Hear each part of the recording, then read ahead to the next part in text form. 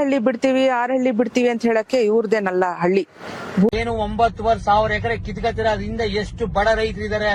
ಯಾವುದೇ ಕಾರಣಕ್ಕೂ ನೀವು 1 ಇಂಚು ಭೂಮಿನೂ ಕೊಡಬೇಡಿ. ಇಂತ ಶಿವಕುಮಾರ್ಗಳು ಬೇಕಾದಷ್ಟು ಜನ ಬಂದು ಹೋಗಿದ್ದಾರೆ. ಹೇಳ್ತಾ ಇದ್ರು, ಏನ್ ನಿಮ್ ಕೈಲಿ ಏನ್ ಮಾಡಕ್ ಆಗುತ್ತೆ, ಬರೀ ಧಿಕ್ಕಾರಗಳಿಗೆ ಹೋಗ್ತೀರಾ ಅಂತ ಹೇಳ್ತಾ ಇದ್ರು. ನಾನು ಇವತ್ತು ಡಿ ಕೆ ಶಿವಕುಮಾರ್ ಕೇಳ್ತೀನಿ, ನಿಮ್ ಕೈಲಿ ಏನ್ ಮಾಡಕ್ ಹಾಕ್ಬಿಡ್ತೆ?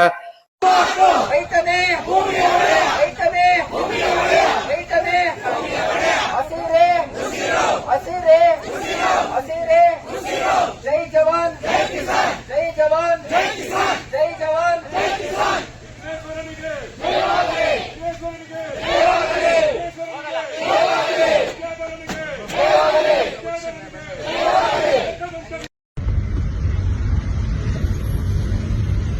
ಏನು ನಿನ್ನೆ ರಾಮನಗರದಲ್ಲಿ ಡಿ ಕೆ ಶಿವಕುಮಾರ್ ಅವರು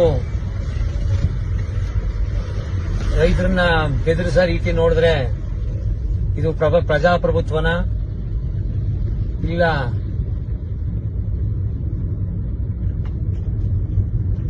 ದಬ್ಬಾಳಿಕೆ ಸರ್ಕಾರನ ಇಲ್ಲ ಡಿ ಕೆ ಶಿವಕುಮಾರ್ ಅವ್ರ ಸರ್ಕಾರನ ಅಂತ ಕಾಣಿಸ್ತಾ ಇದೆ. ಡಿ ಕೆ ಶಿವಕುಮಾರ್ ಅವರು ತಿಳ್ಕೋಬೇಕು, ಯಾರಿಂದ ನಾ ಬಂದಿದ್ದೀನಿ, ಯಾರು ನನಗೆ ಅಧಿಕಾರ ಕೊಟ್ಟಿರೋರು ಅದನ್ನ ತಿಳ್ಕೋಬೇಕು ಹೊರತು ನಮ್ಮ ಭೂಮಿನ ನೀವು ಕಿತ್ಕೊತಾ ಇದ್ದೀರಾ, ಅದ್ರಲ್ಲಿ ದಬ್ಬಾಳಿಕೆ ಮಾಡ್ತಾ ಇರೋರು ನೀವು.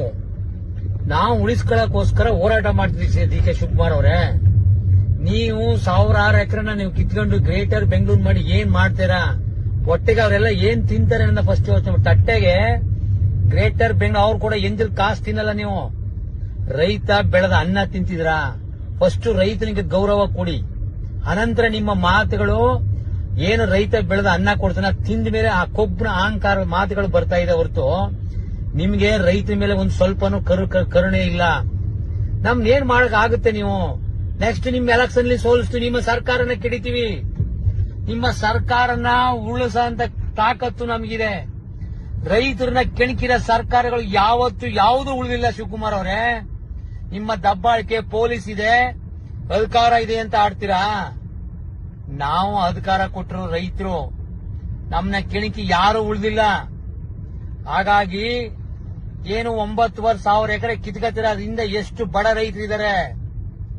ಏನು ಎಷ್ಟು ಲೂಟಿ ಮಾಡಿ ಇವತ್ತು ಆಸ್ತಿ ಮಾಡಿದ್ರೆ, ಅದೇನು ಅಷ್ಟು ಲೂಟಿ ಮಾಡಿದ್ರೆ ಆಸ್ತಿ ನಿಮ್ಗೆ ಹೆಂಗ್ ಬಂತು? ಮೋಸ ಮಾಡಿದ್ರೆ, ಅನ್ಯಾಯ ಮಾಡಿದ್ರೆ, ದಬ್ಬಾಳಿಕೆ ಮಾಡಿದ್ರೆ ಅಷ್ಟು ಕೋಟಿ ಸಂಪಾದನೆ ಮಾಡ್ಬಿಟ್ರೆ ನೀವು ಮಾಡ್ತಾ ಇರೋ ಒಂದೊಂದು ಕೆಲಸ ಅಲ್ಕ ಕೆಲಸಗಳು. ರೈತರು ಮೋಸ ಮಾಡ್ತಾ ಇದ್ದೀರಾ, ತಲೆ ಹಿಡಿಕೆ ಕೆಲಸ ಮಾಡ್ತಾ ಇದ್ದೀರಾ, ರಾಜ್ಯನ ಅಭಿವೃದ್ಧಿ ಮಾಡಿಸ್ತಾ ಇಲ್ಲ. ರಾಜ್ಯದ ರೈತರನ್ನ ಸಮಾಧಿ ತಳ್ತಿದ್ದೀರಾ, ಅವರ ಹೆಣದ ಮೇಲೆ ನೀವು ಮಾಡ್ತಾ ಇದ್ದೀರಾ.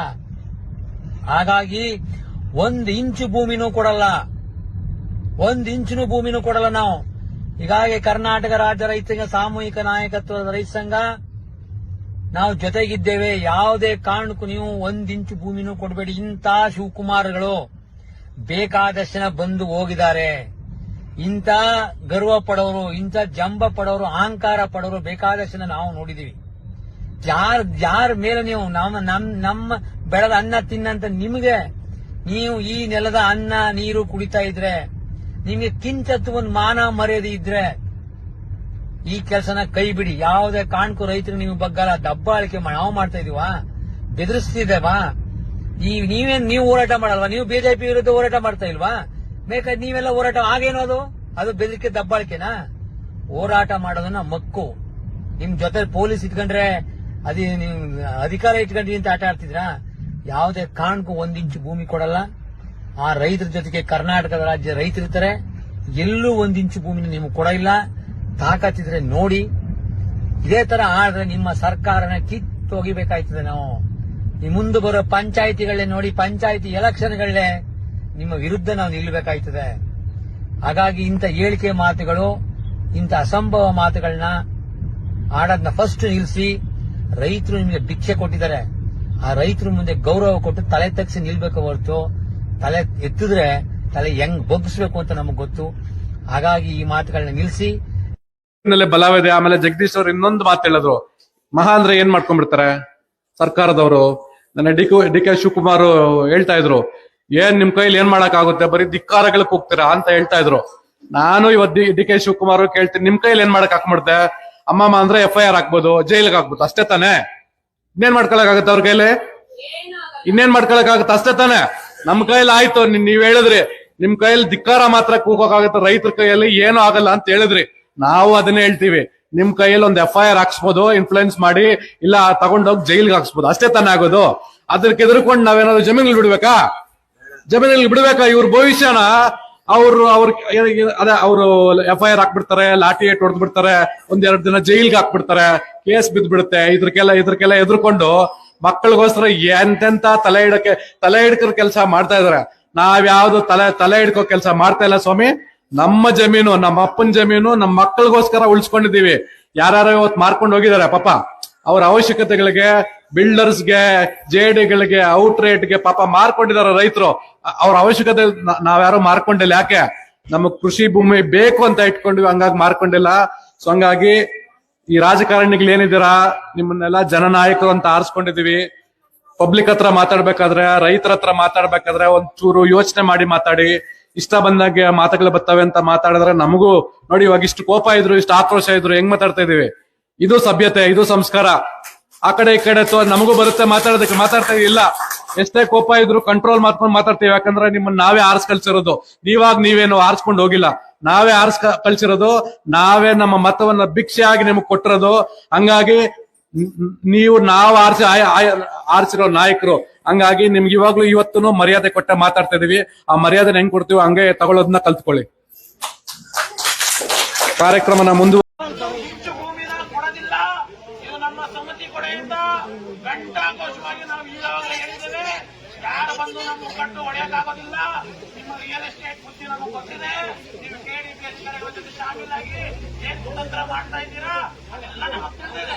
ನಮ್ಮ ಒಕ್ಕಟ್ಟು ಹೊಡೆಗೋಸ್ಕರ ಖಾಲಿ ಹೌಸು, ಕ್ಲೀನ್ ಹೌಸು, ಮನೆಗಳು ಮತ್ತು ಹೋಟೆಲ್ ಬಿಡ್ತೀರಾ?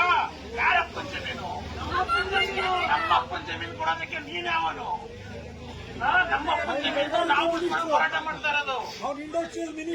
ಅವನ್ ಯಾವನಾದ್ರೆ ನಮ್ಗೇನು?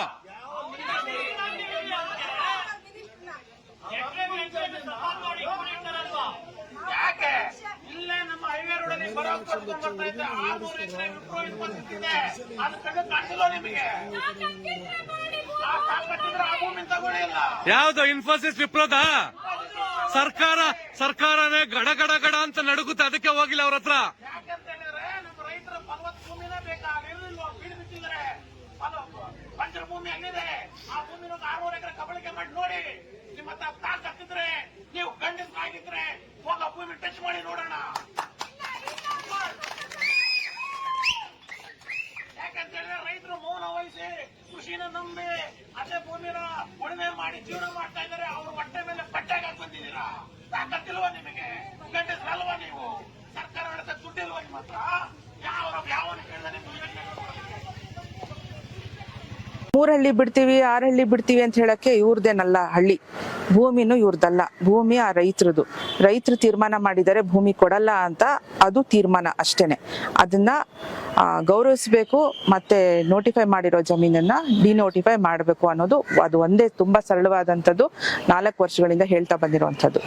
ಇದ್ರ ಜೊತೆಗೆ ಬಹಳ ಮುಖ್ಯವಾಗಿ ಆಗ್ಬೇಕಾಗಿರುವಂಥದ್ದು, ಈ ನಾಡಿನ ಭೂಮಿ ಜೊತೆಗೆ ಏನಾಗಿದೆ, ಎಷ್ಟು ಕೃಷಿ ಭೂಮಿಯನ್ನ ಇವರು ಕೈಗಾರಿಕೆ ಅನ್ನೋ ಹೆಸರಿನಲ್ಲಿ, ಅಭಿವೃದ್ಧಿ ಅನ್ನೋ ಹೆಸರಿನಲ್ಲಿ ಸ್ವಾಧೀನ ಮಾಡ್ಕೊಂಡಿದ್ದಾರೆ. ಎಷ್ಟು ಭೂಮಿಯಲ್ಲಿ ಕೈಗಾರಿಕೆಗಳು ಬಂದಿವೆ, ಎಷ್ಟು ಉದ್ಯೋಗ ಸೃಷ್ಟಿಯಾಗಿದ್ದಾವೆ, ಮತ್ತು ಎಷ್ಟು ಭೂಮಿ ಹಾಗೆ ಬೀಳು ಬಿದ್ದಿದ್ದಾವೆ, ಮತ್ತು ಎಷ್ಟು ಜನರಿಗೆ ಇವತ್ತವರೆಗೂ ಭೂಮಿಯ ಹಕ್ಕೆ ಸಿಕ್ಕಿಲ್ಲ. ಇವೆಲ್ಲವೂ ಕೂಡ ಒಂದು ಶ್ವೇತಪತ್ರ ಹೊರಡಿಸ್ಬೇಕು. ಯಾಕೆ ಅಂತಂದ್ರೆ ಇದ್ರ ಹಿಂದೆ ಇರುವಂತ ಕಾರ್ಪೊರೇಟ್ ಫೋರ್ಸಸ್ ಏನಿದೆ, ಈ ಕಾರ್ಪೊರೇಟ್ ಫೋರ್ಸಸ್ ನಡೆಸ್ತಿರುವಂತದ್ದು ಈ ಸರ್ಕಾರವನ್ನ. ಈ ಸರ್ಕಾರ ನಾವ್ ಅನ್ಕೊಳ್ತೀವಿ ಸಿದ್ದರಾಮಯ್ಯನವ್ರ ಕೈಲಿದೆ, MB ಪಾಟೀಲ್ರ ಕೈಲಿದೆ, ಇನ್ಯಾರು ಅಲ್ಲಿ ಇರುವಂತ ಪ್ರತಿನಿಧಿಗಳ ಕೈಲಿದೆ ಅಂತ. ಆದ್ರೆ ನಿಜವಾದಂತ ಸರ್ಕಾರ ಇರೋದು ಕಾರ್ಪೊರೇಟ್ ಕಂಪನಿಗಳ ಕೈಯಲ್ಲಿ. ಕಾರ್ಪೊರೇಟ್ ಕಂಪನಿಗಳು ಇದ್ರ ಹಿಂದೆ ಇರೋದಕ್ಕೇನೆ MB ಪಾಟೀಲ್ರು ಇಷ್ಟು ಹಠ ಮಾಡ್ತಾ ಇರುವಂತದ್ದು ಅದು ಸ್ಪಷ್ಟವಾಗಿ ನಮ್ಗೆ ಗೊತ್ತಾಗ್ತಿದೆ. ಯಾಕೆಂದ್ರೆ ಬೆಂಗಳೂರು ಹತ್ರದಲ್ಲಿ, ಅಂತಾರಾಷ್ಟ್ರೀಯ ವಿಮಾನ ನಿಲ್ದಾಣದ ಹತ್ರದಲ್ಲಿ ಇರೋದ್ರಿಂದ ಈ ಭೂಮಿ ಬೇಕೇ ಬೇಕು ಅಂತ ಹಠಕ್ಕೆ ಬಿದ್ದಿರೋದು ಆ ಕಾರ್ಪೊರೇಟ್ ಕಂಪನಿಗಳ ಪ್ರೆಷರ್ ಇಂದ ಅನ್ನೋದು ತುಂಬಾ ಸ್ಪಷ್ಟವಾಗಿದೆ. ಖಂಡಿತ ಒಡೆದಾಳುವ ನೀತಿನೇ ಇದು. ಇದನ್ನ ಏನು ಅಷ್ಟೂ ಹಳ್ಳಿಯ ಜನರು ಯಾರ್ಯಾರು ಭೂಮಿಯನ್ನ ಕಳ್ಕೊಳ್ತಿದ್ದಾರೆ ಅವರು ಇಷ್ಟು ದಿನ ಒಗ್ಗಟ್ಟಾಗಿ ಹೋರಾಟವನ್ನ ನಡೆಸ್ಕೊಂಡ್ ಬಂದಿದ್ದಾರೆ. ಇದನ್ನ ಎಲ್ಲರೂ ಒಂದ್ ಕಡೆ ಒಡೆದಾಳೋ ನೀತಿಯನ್ನ ಮಾಡೋದು ಇದು ಏನು ಹೊಸದೇನು ಅಲ್ಲ, ಇದು ಕುತಂತ್ರ. ಇದು ಬ್ರಿಟಿಷರಿಂದ ಕಲ್ತಿದ್ದಾರೆ. ಇವರೇನು ಇಲ್ಲಿಯ ಜನ ಏನಲ್ಲ, ಇವರು ಕರಿ ಬ್ರಿಟಿಷರು ಅಷ್ಟೇನೆ.